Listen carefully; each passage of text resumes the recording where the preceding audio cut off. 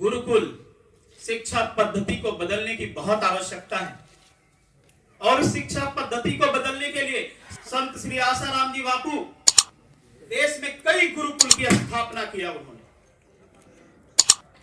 50 वर्षों से अधिक कई आदिवासी क्षेत्रों में उन्होंने आदिवासी भाइयों को वहां घर बनवा के दिया।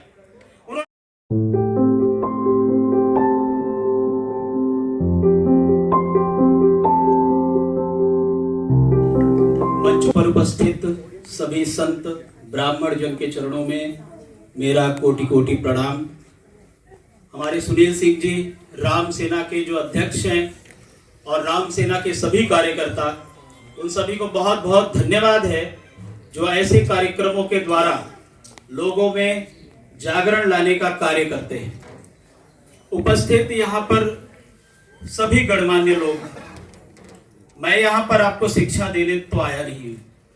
शिक्षा देने के लिए हमारे ब्राह्मण और संत यहाँ उपस्थित हैं।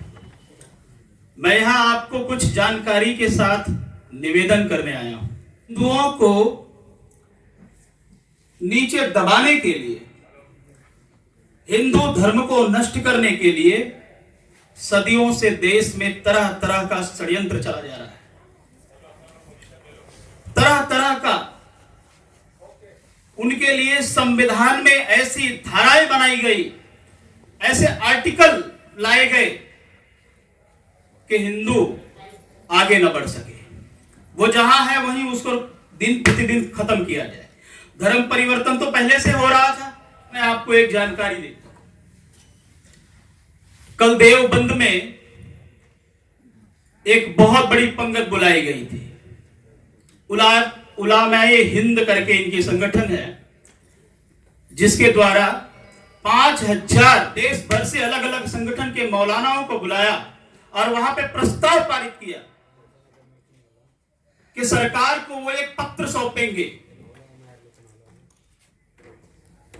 कि मुसलमानों के लिए कहीं पर भी ना बोला जाए, इस्लाम के लिए कहीं पर भी ना बोला जाए,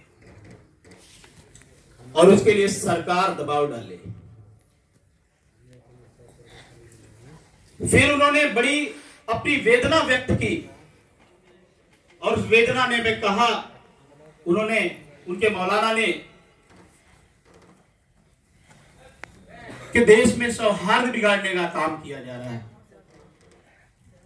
देश में सौहार्द बिगाड़ने का काम हो रहा है।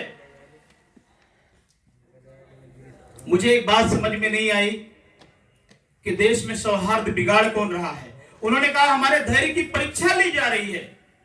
ये उस मौलाना के शब्द थे, धैर्य की परीक्षा ली जा रही है। अरे हिंदू तो हजारों वर्ष से अपने धैर्य की परीक्षा देता आ रहा है। अभी जरा सा श्री राम मंदिर और मथुरा की काशी की तरफ बढ़ा तो आपको धैर्य याद आने लग गया। हजारों वर्ष से हिंदू अपना धैर्य की परीक्षा दे रहा है।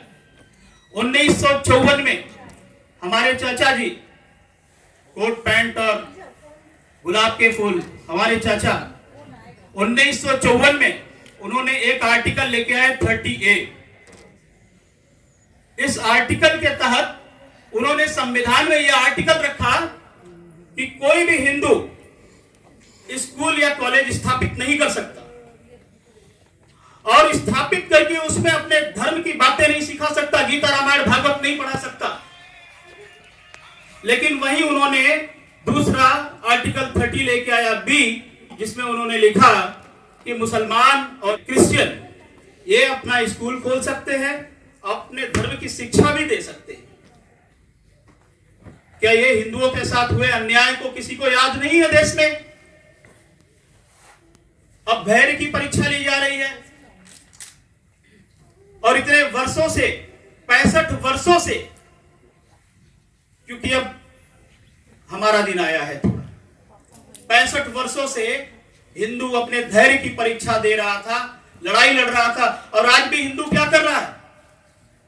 अरे जो हमारा है वो हम अपना मांग रहे हैं। हमारे घर पर आकर के ईंट 4 चढ़ा दी और बैठ गए, बोले मेरा घर है, इससे तुम्हारा घर थोड़ी हो गया। ये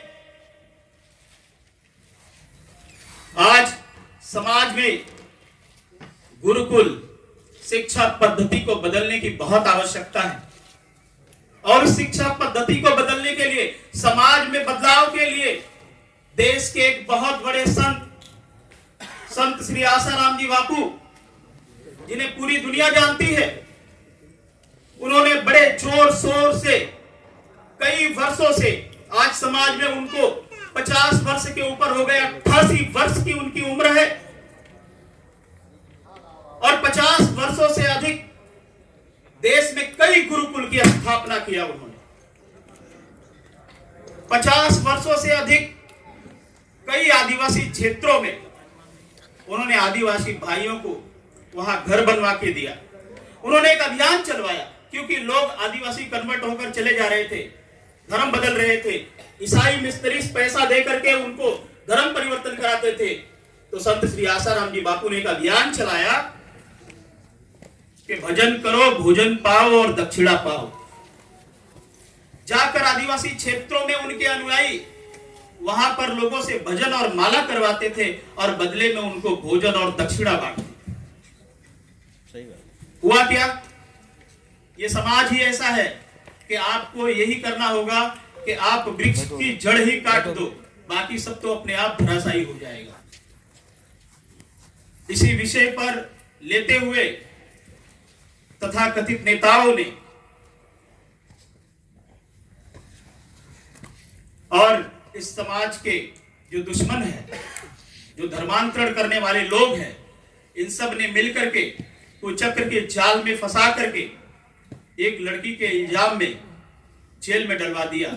वहां पर ना तो एफआईआर में किसी भी प्रकार का रेप या बलात्कार की पुष्टि है, ना तो किसी भी प्रकार का कोई सबूत है, फिर भी एक मौखिक मुंह से बोल दिया, इसके आधार पर जेल में बंद करके रखा है पिछले 8-9 सालों से। तो अगर समाज को मिटाना है तो उसको जड़ को ही काट दे तो बेहतर होगा। बैठे हुए और यहाँ उपस्थित मंच पर सभी संगठन के लोगों से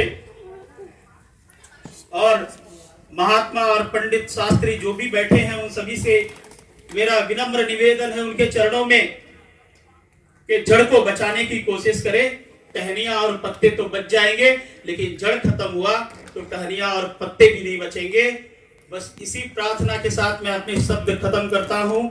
जय श्री राम, जय श्री राम, जय श्री राम, जय श्री राम।